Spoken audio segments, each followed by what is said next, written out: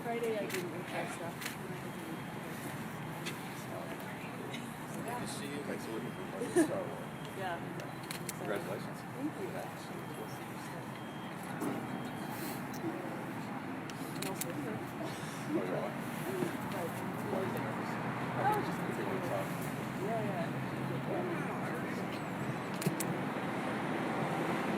Good morning. My name is Ralph Anderson. I'm the president and CEO at the Bristol Bay Native Association, a consortium of 31 tribes in the Bristol Bay region. We're here today as the Bristol Bay Defense Alliance. We're a coalition of organizations representing Alaska Native tribes, local economic developers, and the Bristol Bay commercial fishing fleet. We joined together in an effort to protect the greatest wild salmon fishery in the world. Each of our members of our coalition has prepared statements, so please hold your questions until after the last speaker. This morning we initiated a legal challenge against the Trump administration and their efforts to remove Clean Water Act science-based protections set in place to preserve the integrity of our salmon-bearing streams. By attempting to remove those protections, the administration not only broke the law, it made clear that local people have no voice in the management of our rivers, our streams, and wetlands. But the people of Bristol Bay are not pushovers. We have worked collectively for generations to protect our land, our fisheries, whether it was from fish traps, overfishing, and now even projects like the Pebble Mine. We will continue to do whatever is necessary to protect our way of life and our resources, like wild salmon, that make our way of life possible. For thousands of years, the indigenous people of Bristol Bay have been careful stewards of our lands and waters, ensuring that future generations will be able to live from the bounty of the region, just as our ancestors did before us. Protecting our resources is one of our most important cultural values. Because of our careful stewardship, Bristol Bay is home to the last fully intact wild salmon fisheries and cultures in the world. The federal government has a trust responsibility to protect the resources that our cultures depend on, and eliminating the proposed protections violates that responsibility. Today we're here to state clearly that we will not allow this administration to ignore us, to ignore our way of life, and the future we have chosen for our region. Like I said, we each have prepared statements. I'd like to turn the microphone next over to Lindsay Leyland with the United Tribes of Bristol Bay. Thank you, Ralph.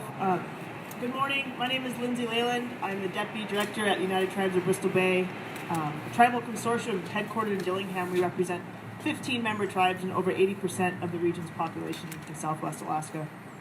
Our tribe's mission is to protect the traditional way of life in Bristol Bay, which includes the waters and the salmon that sustain the culture of the Yupik, Alutiiq, and Dena'ina people of our region. Salmon, however, is more than just a food source for the people of Bristol Bay. Catching, preserving, and eating salmon are part of a genuine and treasured way of life. As sovereign Native nations, the tribes of our region have worked in good faith with the U.S. government to protect our resources for future generations. Despite the efforts of Bristol Bay tribal leaders, however, a corrupt political landscape and a few backroom deals have resulted in the illegal withdrawal of peer-reviewed, science-based environmental protections for the world's most pristine ecosystem and wild salmon habitat. We are calling out the federal administration for the wrongdoing they have committed against our region, and we will stand with our partners and the people of Bristol Bay in the work to protect our home, now and for generations to come. Thank you, and next up is Andy Wink with the BBRSDA.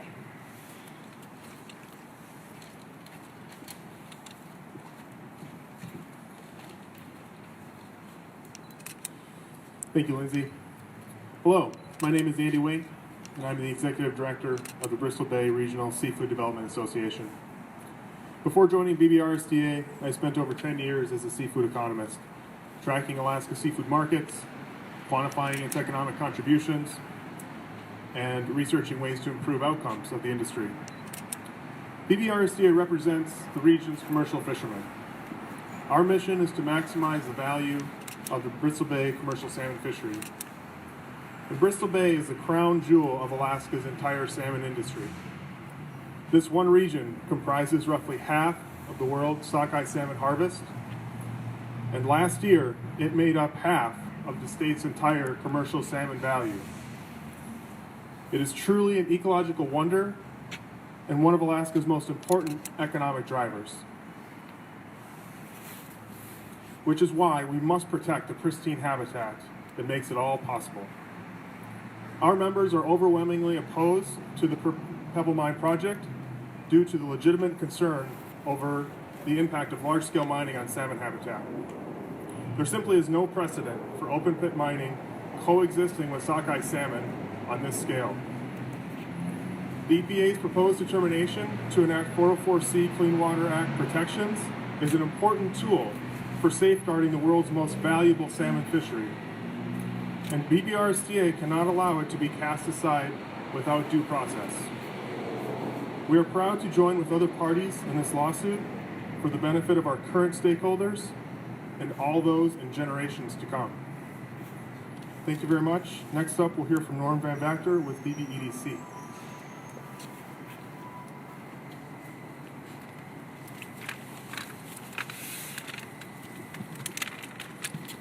Thanks, Andy. Good morning. My name is Norman Van Vactor with Bristol Bay Economic Development Corporation. We're a corporation based in Dillingham, Alaska, and Dillingham and Bristol Bay are my home.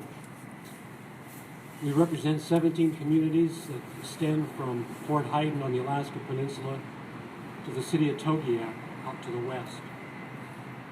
BBEDC has managed community development quota and a host of fisheries investments in the Bristol Bay region and the Bering Sea for over 25 years.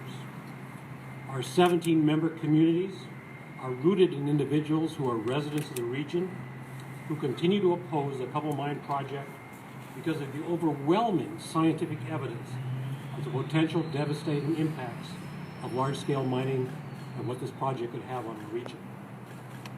Even considering the low-impact option that was suggested originally by EPA, a much smaller one than one proposed by current proponents, it is abundantly clear that the mine should not proceed. Fortunately, up to this point, federal agencies have consistently adopted this position, at least until the abrupt reversal of this position by the Trump administration and Region 10 in July of this year. We have not entered into this litigation lightly, and have given it a tremendous amount of thought. The Pebble determination was literally the straw that broke the camel's back and forced our hands into joining and participating in this lawsuit. The Army Corps of Engineers DIEIS process these last few months has demonstrated that the process is completely broken. And then we had the EPA remove one of the last few remaining safeguards in a manner that was not only unacceptable, but it was unlawful. Sadly, a lawsuit like this is an obvious recourse of last resort and a remedy of failure of our government to protect our resources, American jobs, and most importantly, the culture and the people of Bristol Bay. The fragile economy of our region is so dependent upon the continued success of the salmon fishery that we are obliged to oppose this improper, unlawful, and unnecessary action on the part of EPA with the litigation we filed today. Thanks again to those of you who turned out on this cool, chilly, blustery Anchorage morning. Next up, I'd like to invite Robin Samuelson. Robin is the chair of the Bristol Bay Economic Development Corporation. He's a board member of Bristol Bay Native Corporation, is a board member of Kurium Tribal, and just serves in a variety of different capacities in the region.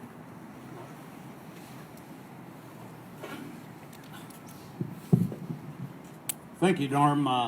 For the record, my name is Robin Samuelson. I'm a resident of Bristol Bay, born and raised out there. 150 years ago, my great-great-grandfather started the first cannery in Bristol Bay. Today, we've seen 2 billion fish caught in Bristol Bay. We just passed the 2 billion fish mark. I went down to Washington, D.C. and met with Secretary Pruitt and convinced Secretary Pruitt to keep the 404C process in place. He agreed in our meeting. I had Mr. Leopold out in Bristol Bay. I took him up to Lake Aligamigic, and I took him down to the lake, and I reached down and I picked up a handful of water and put it in my mouth, and I said, hey, do the same thing as me. Reach down there and taste that water. He reached down, he tasted the water. I said, that's the cleanest water you'll ever drink in your life. That's why we have our gold mine, which is the salmon in Bristol Bay. He said when he left Dillingham, he was going to keep the 404C process in place.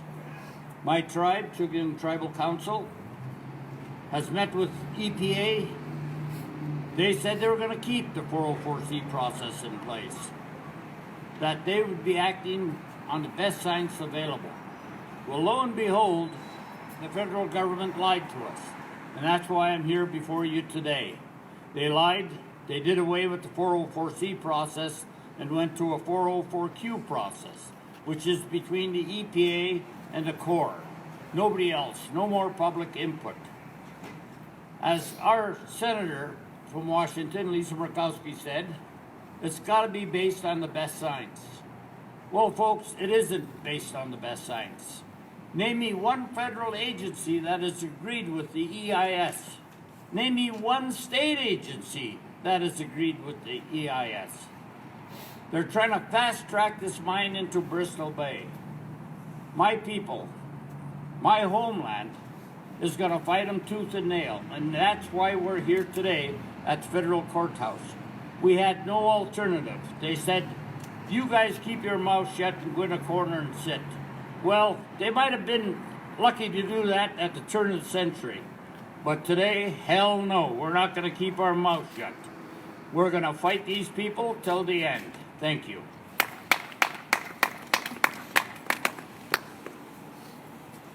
Yeah, next up is Michael LaRussa with BBR.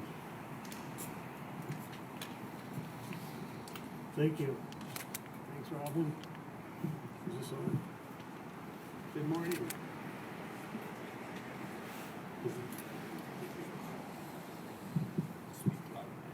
Sorry. Good morning. My name is Michael LaRussa. I am a stakeholder, and God willing, in 3 more years, my lifelong career as a commercial fisherman will have spanned over a half a century. I'm also a founding member of the Bristol Bay Reserve Association and was asked to sit in for Bob Kehoe, our executive director, who is attending an insurance conference in England. Bristol Bay Reserve's insurance pool was established in 1996 by a small group of fishermen and specifically caters to owner-operators that fish in Bristol Bay. We currently insure 350 Bristol Bay vessels, and all the owner-operators insured through that Bristol Bay Reserve make up the membership of the Bristol Bay Reserve Association, otherwise known as BBRA. The BBRA's mission is to promote the shared interests of its members. We are passionate about fishing and realize in order to continue what we love to do, we must continually invest in keeping wild salmon runs sustainable, as well as protect the natural habitat in the Bristol Bay watershed. Today, with unanimous consent from our board, we are joining the Bristol Bay Coalition opposing the recent actions of the EPA that threaten the most magnificent wild salmon fishery in the world. The EPA has withdrawn its own proposed protections for Bristol Bay without due process or reasonable basis. Their proposed determination established and outlined the potential devastation the Pebble Mine would have on Bristol Bay's unparalleled salmon resource. The withdrawal of the PD or post-determination is nothing more than an apparent attempt to greenlight the permitting process in favor of a foreign mining company. Through the Bristol Bay Reserve, our members are committed to do their part, protecting their fishing vessels and ensuring the safety of their crew. We need the EPA to do its job by protecting this natural habitat through environmental safeguards in Bristol Bay. If we can't rely on a fair, science-based process to guide federal agencies and elected leaders to meet this fundamental and critical duty, we have no choice but to seek justice through the courts. The Bristol Bay Reserve Association is proud to join this legal action with the BBs of the watershed and the BBRSDA. Thank you. I'll now turn it over to Ralph for questions. Thanks.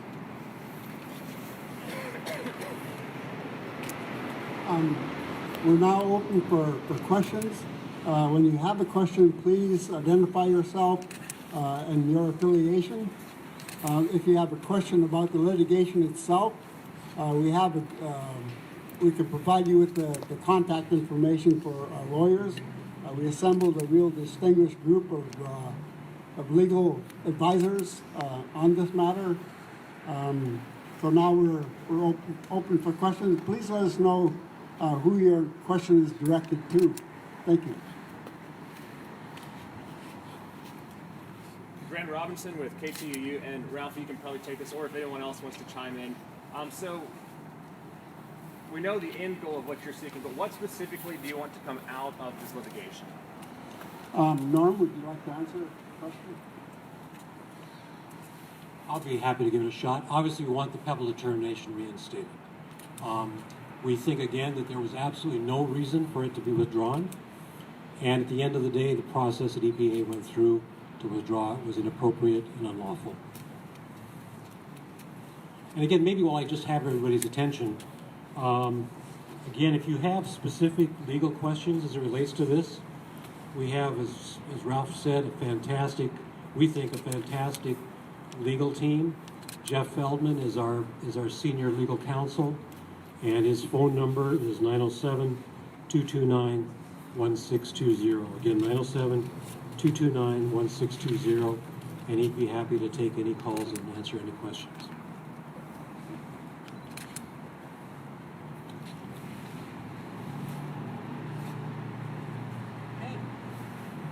Well, I think that kind of speaks for itself. I've got one. Jason Smith from Undercurrent News. My question is for whoever would like to take it. Is there an anticipated cost of the lawsuit? Well, needless to say, none of us have a lot of money flowing out of our pockets. And what funds we do have, we'd rather be spending on a whole lot of other issues. And we're just all digging deep as we have to. We're all participating equally as our organizations can appropriately. And one other question: do you see any circumstances under which you would accept the Pebble Mine proposal? Are there any mitigation measures you'd like them to take that would make the mine more acceptable? You know, if somebody wants to put those proposals in front of us for us to evaluate, I think we're not saying carte blanche, no to nothing. But we need to see something that's practical and viable, because everything we've seen to date is not appropriate, it is not practical, and is not science-based. Anybody else like to add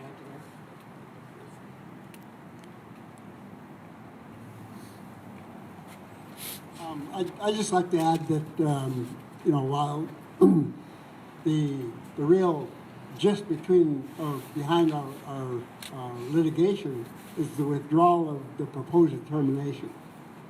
The proposed determination was completely science-based. It took a few years to get it into place.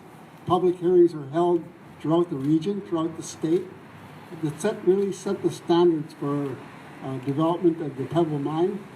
While we agree generally with the proposed determination that it met our needs, or at least responded to our request, but to have the proposed determination arbitrarily withdrawn is really disappointing to us.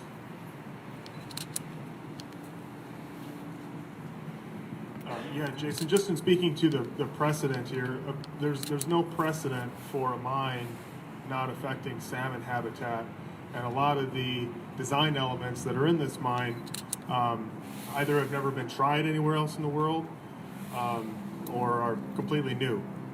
And so this proposed determination and the watershed assessment that was behind it, that did have a lot of credible science in it.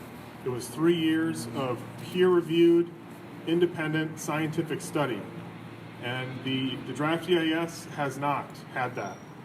In fact, when you look at its water treatment plan, which is going to aim to treat 2 to 4 times as much water as the largest mine site in the country, one water expert looked at it and said, "This is about as flimsy as I've ever seen.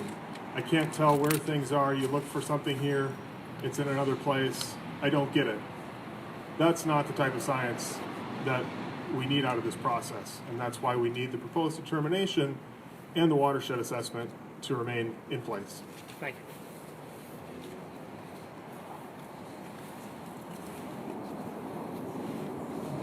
I think I'll address, speaking as a fisherman, lifelong fisherman, Bristol Bay is unparalleled with the economic resource it has, and it's sustainable. As a commercial fisherman, we worry about that. We want it to continue to be sustainable. I just took the trip across Lake Iliamna and portaged the vessel to Homer. It's a wonderful trip, and I did it for this, thinking about this the whole time. It's not worth the risk to put a mine where the Pebble wants to go. And as a fisherman, I've been asked if I'm against mining. I am not. It's necessary. But this is the wrong place for a mine like that to be. Thank you.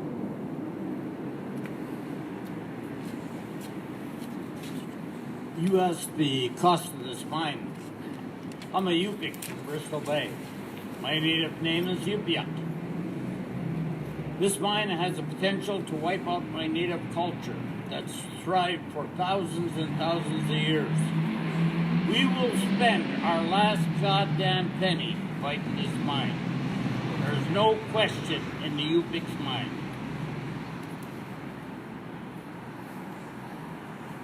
I guess I have a question. Oh, sorry. Go ahead with your question. Please let us know who you're with and who you're directing your question to. I'm Elizabeth Harbaugh. I'm a reporter with Alaska Public Media, and this is for anybody who wants to answer it. EPA has, since Trump took office, sent some pretty varying signals on this. So I'm wondering, how has that been for you all? How has that experience been with EPA sending these varying signals, and was this decision this summer a surprise to you in any way?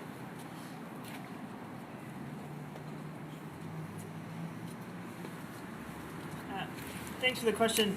I'd say that, one, the comments that the EPA submitted on the draft EIS were welcome, because those really identified clearly and plainly that the draft EIS was a pretty poorly constructed document, right? So on one hand, we have the EPA saying, we recognize that this is not done well, we recognize that you need to go back to the drawing board, recheck the science, reassess and relook at everything, which is good.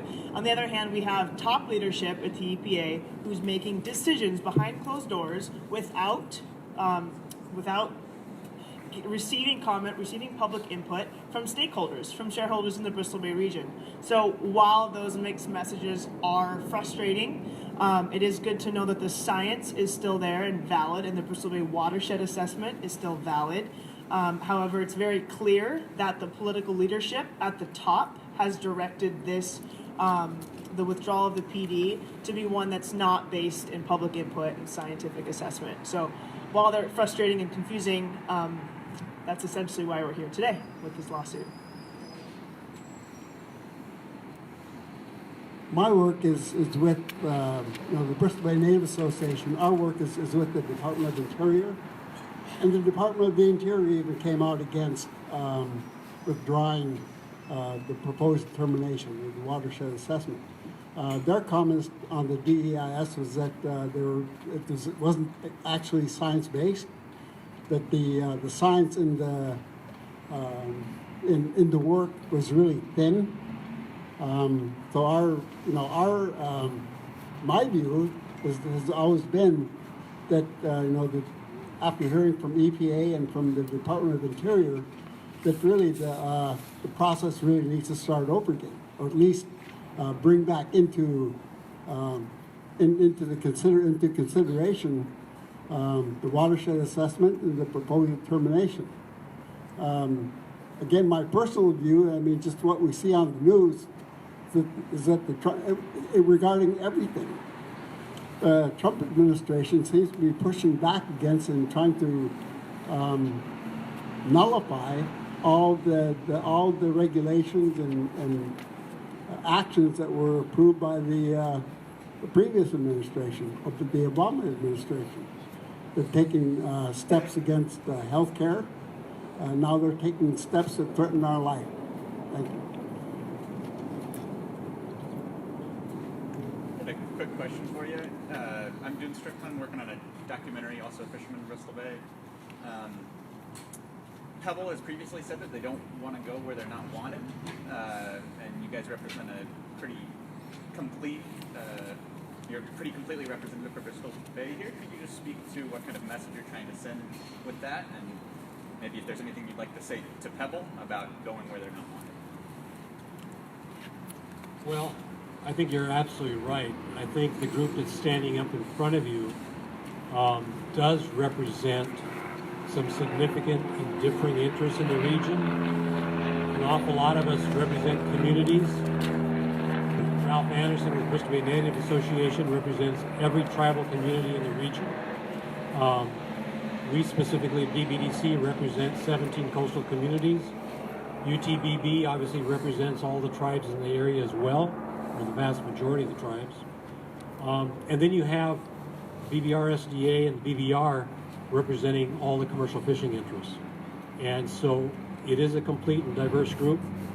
And unfortunately, the folks at Pebble Northern Dynasty have known for a long time that they're not wanted in the region, that we don't believe in what they're proposing is in fact sustainable, viable resource extraction. And I don't know what more we can say to them. I guess that's unfortunately why we're here today, speaking, through our government and their inaction to them as well. Also, I might add, if any of you are interested in the complete complaint, please don't hesitate to give any one of us your business card, and we'll get it on email to you fairly shortly. I do have a question for anybody who wants to take it. I'm Yara Rosen with Reuters. And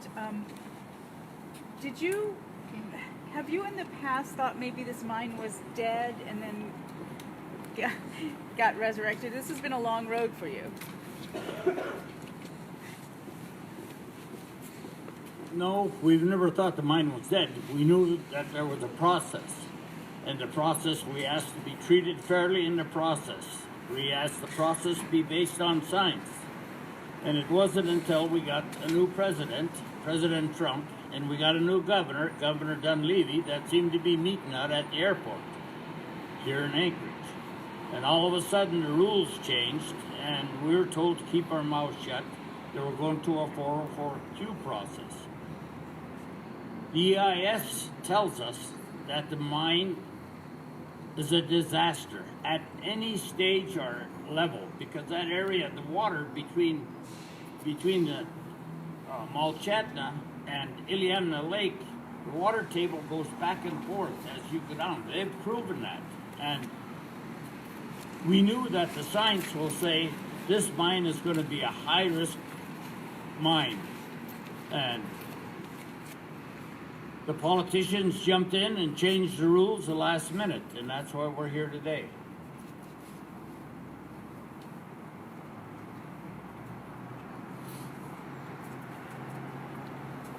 Are there any further questions?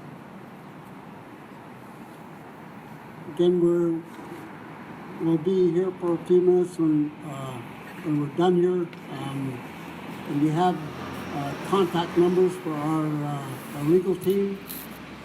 So please ask one of us if you need the phone numbers. And thank you very much.